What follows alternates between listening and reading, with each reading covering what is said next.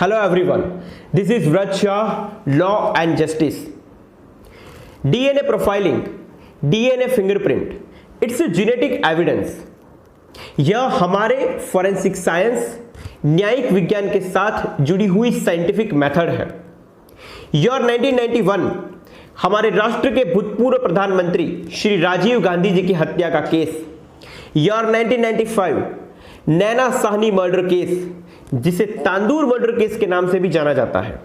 Year 2012 Delhi bus gangrape case, जिसे Nirbhaya gangrape case के नाम से भी जाना जाता है। इन सारे केसेस के साथ डीएनए प्रोफाइलिंग, डीएनए फिंगरप्रिंट की टेक्निक का क्या कनेक्शन है, इन सारी बातों को हम आज की वीडियो में जानेंगे। As per the Indian evidence act 1872 हमारी कोर्ट्स में दो तरह के एविडेंसेस को मुख्य तौर पर प्रस्तुत किया जाता है। नंबर 1 डायरेक्ट एविडेंस, जिसे प्रत्यक्ष साक्ष्य कहा जाता है, जिसमें कोई आई विटनेस की स्टेटमेंट हो या किसी अपराधी के कन्फेशन हो। इस तरह की एविडेंसेस को डायरेक्ट एविडेंसेस में कंसीडर किया जाता है। नंबर 2 सर्कमस्टेंसेस एविडेंसेस, जिसे परिस्थिति जन्य साक्ष्य कहा जाता है, जिसमें किसी फैक्ट्स के घटित होने के संयोग या कोई एक्सपर्ट्स ओपिनियन, विशेषज्ञ की राय को कंसीडर किया जाता है। द इंडियन एविडेंस एक्ट 1872 की सेक्शन 45 में एक्सपर्ट ओपिनियन का प्रावधान किया गया है।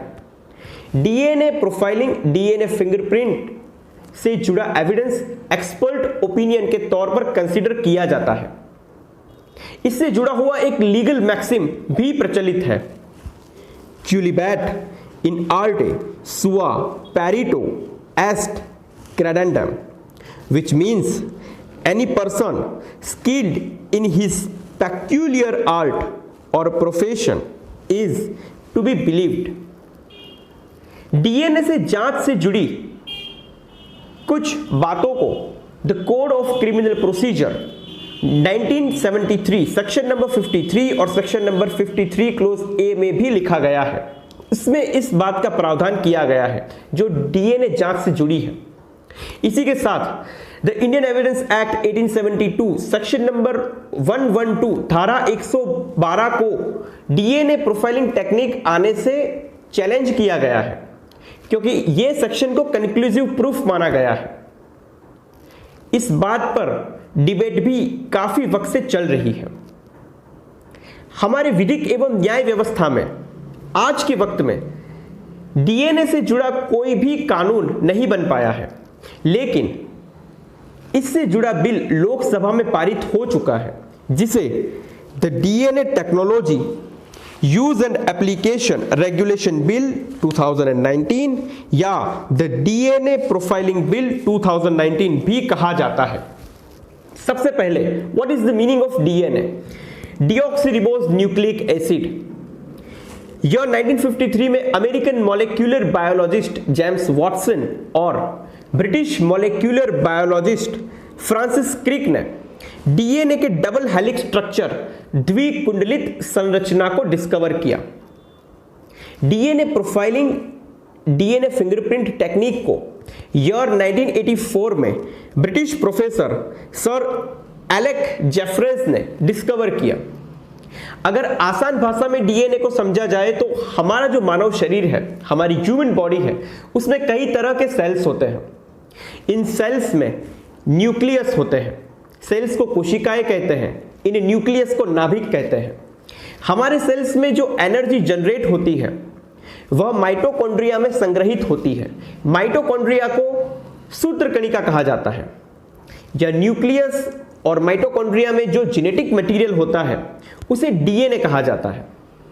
डीएनए में कई तरह के तत्व होते हैं, histone protein, non histone protein, कई nitrogenous bases, adenine, thymine, guanine, cytosine और भी कई तरह के तत्व होते हैं।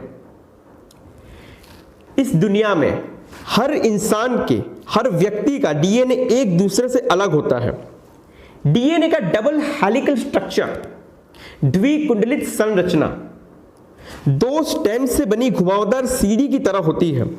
एक स्ट्रैंड से जुड़े एडेनिन सदैव दूसरे स्ट्रैंड से जुड़े थाइमिन के सामने होते हैं जो डबल हाइड्रोजन बॉन्ड से जुड़े हुए होते हैं।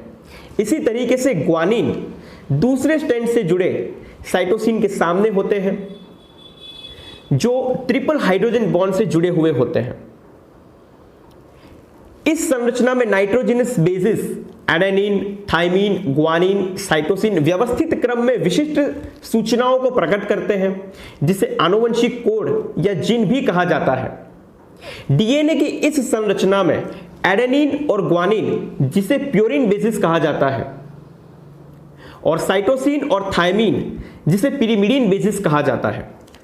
अगर हमारी ह्यूमन बॉडी के हर सेल्स के सारे डीएनए को इकट्ठे किया जाए तो उसकी लेंथ हमारी सोलर सिस्टम के डायामीटर से 2 गुना ज्यादा होगी। It's strange but fact. DNA profiling को समझना हमारे लिए सबसे ज्यादा आवश्यक है। जिस व्यक्ति के शरीर के डीएनए की डीएनए प्रोफाइलिंग टेस्ट करनी हो उस व्यक्ति के शरीर से सबसे पहले बायोलॉजिकल सैंपल्स लिए जाएंगे, जैविक तत्व लिए जाएंगे जैसे blood stains, seminal stains, pubic hair, scalp hair, नाखून, त्वचा, लार की बूंदें वगैरह। अगर सेक्सुअल असल्ट का कोई केस हो तो ऐसे केसेस में विक्टिम के डीएनए सैंपल को औसतन 12 से 24 घंटों के भीतर कलेक्ट कर लेना चाहिए या महत्तम 72 घंटों के भीतर कलेक्ट कर लेना चाहिए। ऐसे डीएनए सैंपल के आधार पर व्यक्ति की विशिष्ट डीएनए प्रोफाइल को तैयार की जाती है। डीएनए प्रोफाइलिंग से जुड़े मामलों की पुष्टि करने के लिए हमारे पास ज्यादा से ज्यादा जनसंख्या का डीएनए डेटाबेस का होना बेहद आवश्यक है। भारत में हर वर्ष कई लावारिश लाशें मिलती हैं। इन लाशों की पहचान नहीं हो पाती है। कई बार आपदा में लोग फंस जाते हैं। ऐसी आपदा में फंस जाने के बाद कई लोगों की मौत हो जाती है जिनकी लाशों की पहचान नहीं हो पाती है। इस तरह की लाशों की पहचान के लिए, गुमशुदा व्यक्ति की पहचान के लिए डीएनए प्रोफाइलिंग टेक्निक कई सारी मदद करती है और उससे इन लाशों को पहचाना जाता है। अगर क्रिमिनल केसेस की बात करें तो सेक्सुअल असॉल्ट्स के मामले में, दुष्कर्म, रेप जैसे गंभीर आपराधिक मामलों में अपराधियों की पहचान की जा सकती है, चाहे फिर वह मामला कितना भी पुराना क्यों ना हो। कई मिस्टीरियस मर्डर होते हैं, कई रॉबरीज होती है। ऐसे कई गंभीर अपराधों को सुलझाने के लिए यह टेक्निक का होना आवश्यक है। ह्यूमन ऑर्गन्स ट्रांसप्लांटेशन इश्यूज यानी मानव अंग प्रत्यारोपण के कई किस्सों को सुलझाने के लिए भी डीएनए प्रोफाइलिंग टेक्निक हमारे लिए अति आवश्यक है। अगर सिविल मैटर्स की बात करें तो डीएनए प्रोफाइलिंग टेक्निक की मदद से बच्चों के जैविक माता पिता या बायोलॉजिकल पेरेंट्स की पहचान की जा सकती है। कई बार पेडिग्री से जुड़े कुछ इश्यूज हो यानी पीढ़ीनामा से जुड़े कुछ इश्यूज हो तो ऐसी बातों का भी सॉल्यूशन, ऐसी बातों का आइडेंटिफिकेशन डीएनए प्रोफाइलिंग टेक्निक की मदद से किया जा सकता है। इमिग्रेशन या एमिग्रेशन से जुड़े इश्यूज को भी डीएनए प्रोफाइलिंग टेक्निक की मदद से सुलझाया जा सकता है। कई बार मेडिकल नेग्लिजेंसी के कोज में भी यह तकनीक कारगर रहती है। चाइल्ड स्वैपिंग के मामलों में कई बार अस्पतालों में देखा गया है कि बच्चों की अदला बदली की जाती है या एक्सचेंज कर दिया जाता है। तो ऐसे मामलों में बच्चों के जैविक माता पिता की पहचान के लिए, उनके आइडेंटिफिकेशन के लिए यह तकनीक कारगर है।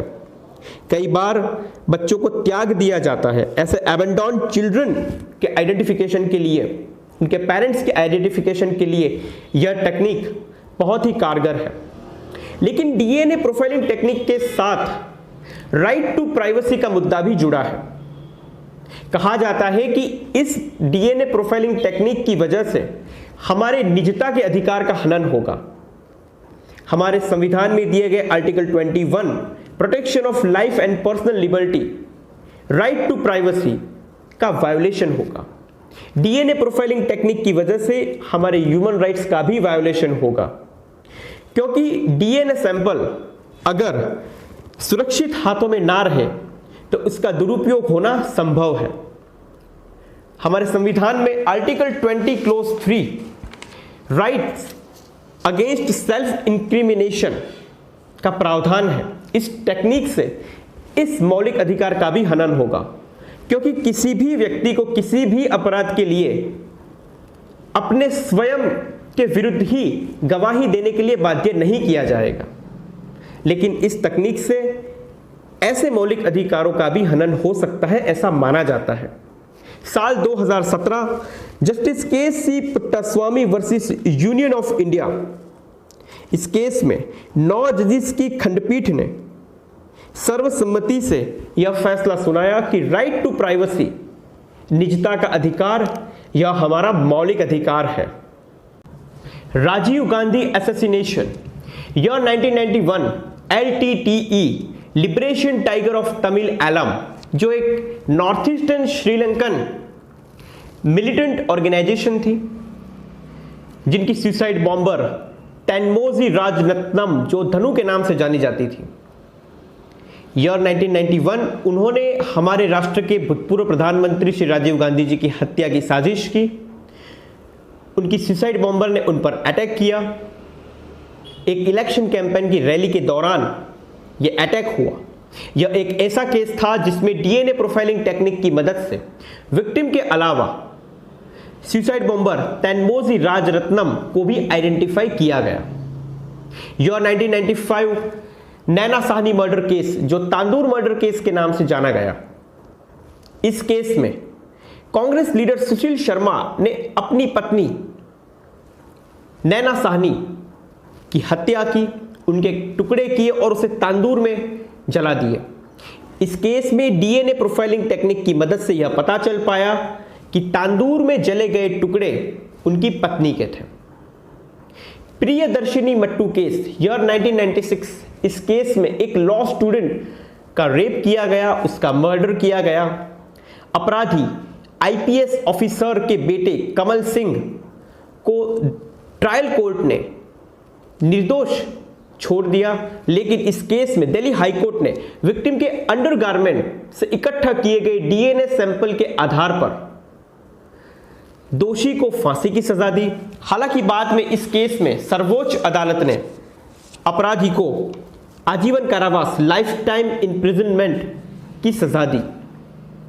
यह 2012 Delhi bus gangrape case, Nirbhaya gangrape case, इस केस में 6 लोगों ने मिलकर एक लड़की का गैंगरेप किया, उसका मर्डर किया। उन दरिंदों की ऐसी हैवानियत से देश में लड़कियों की सुरक्षा को लेकर कई सवाल उठने लगे। इस केस में विक्टिम के और बस में पाए गए दोषियों के डीएनए सैंपल की मदद से दोषियों को फांसी की सजा दी गई। कई सारे सोर्सेस हैं जहां से डीएनए सैंपल्स को कलेक्ट किया जाता है, जैसे हैंड ग्लव्स हो, knife, mobile phone, charger, pen, plastic bag handle, weapon, even अगर कोई चाय या कॉफी भी पी रहा है तो उसके कप पर भी डीएनए के सैंपल का होना संभव है। तो इस तरीके से कई सारे आपराधिक मामलों में उनकी गुत्थी को सुलझाने में डीएनए प्रोफाइलिंग टेक्निक काफी कारगर रहती है। लोक नीति फाउंडेशन एक एनजीओ जिसने सुप्रीम कोर्ट में एक याचिका दायर की, अज्ञात मृत व्यक्तियों की पहचान के लिए डीएनए प्रोफाइलिंग टेक्निक का इस्तेमाल होना चाहिए। इस पर हमारी विधि एवं न्याय विभाग ने एक बिल को प्रपोज किया, एक बिल प्रस्तुत किया, जिसे the DNA technology use and application regulation bill 2019 या the human DNA profiling bill 2019 के नाम से भी जाना जाता है। इस बिल के प्रावधान के मुताबिक यह बिल पूरे भारत में लागू होगा। एक बड़े जनसंख्या का डीएनए डेटाबेस को कलेक्ट किया जाएगा। इस बिल के तहत डीएनए प्रोफाइलिंग बोर्ड और नेशनल डीएनए डेटा बैंक की स्थापना की जाएगी। DNA profiling board DNA profiling से जुड़ी खोज को बढ़ावा देगी। इसी के साथ डीएनए प्रोफाइलिंग लैब्स की स्थापना को भी डीएनए प्रोफाइलिंग बोर्ड बढ़ावा देगी। इसका सेंटर हैदराबाद में रहेगा। नेशनल डीएनए डेटा बैंक, जिसमें डीएनए के सैंपल्स को कलेक्ट किया जाएगा, जिसमें 5 तरह के इंडेक्स हैं। Number 1, a crime scene index, वारदात की जगह से जो डीएनए सैंपल कलेक्ट किए जाएंगे उसे इस इंडेक्स में रखा जाएगा। अ सस्पेक्ट्स इंडेक्स और अंडर ट्रायल्स इंडेक्स, कोई शकमंद व्यक्ति या संदिग्ध व्यक्ति के डीएनए को इस इंडेक्स में रखा जाएगा। एन ऑफेंडर्स इंडेक्स, किसी अपराधी के डीएनए सैंपल को इसमें रखा जाएगा। अ मिसिंग पर्सन्स इंडेक्स, कोई गुमशुदा व्यक्ति के डीएनए को इस इंडेक्स में रखा जाएगा। A non disease persons index, अज्ञात मृत व्यक्ति के डीएनए को, उसके सैंपल को इस इंडेक्स में रखा जाएगा। आज की मौजूदा परिस्थिति में इस बिल में 61 सेक्शंस और 4 स्केड्यूल्स ABCD का प्रावधान किया गया है। इसके अलावा डीएनए टेस्टिंग जिन ऑफेंसेस के इन्वेस्टिगेशन के लिए इस्तेमाल किया जाएगा उनकी सूची भी दी गई है। The Indian penal code 1862, the immoral traffic prevention act 1956, the protection of women from domestic violence act 2005, the schedule caste and the schedule tribes prevention of atrocities act 1989, the motor vehicle act 1988, the Medical Termination of Pregnancy Act 1971, the Preconception and Prenatal Diagnostic Techniques Prohibition of Sex Selection Act 1994, the Protection of Civil Rights Act 1955। DNA data bank को व्यक्ति के जनसमूह या नस्ल के आधार पर भी जोड़कर देखा जा सकता है। कई बार ऐसा होता है कि व्यक्ति किसी जनसमूह को ही अपराधी मान रही होती है, तो ऐसे तौर पर उन जनसमूह के लोगों का डीएनए डेटाबेस का दुरुपयोग ना हो, इसकी सावधानी हमें बरतनी चाहिए। इसलिए डीएनए डेटाबेस को इकट्ठे करने के लिए कई सारी सावधानियां रखनी चाहिए, जैसे किसी भी व्यक्ति की अनुमति के बिना उसके डीएनए डेटाबेस को कलेक्ट नहीं किया जाना चाहिए। अगर मेडिकल रिसर्च के लिए डीएनए डेटा सैंपल की ज़रूरत हो, डीएनए सैंपल की ज़रूरत हो, तो कोर्ट की अनुमति लेनी चाहिए। अगर कोर्ट किसी व्यक्ति को निर्दोष घोषित कर देता है तो बाद में उसके डीएनए सैंपल को स्टोर नहीं रखना चाहिए।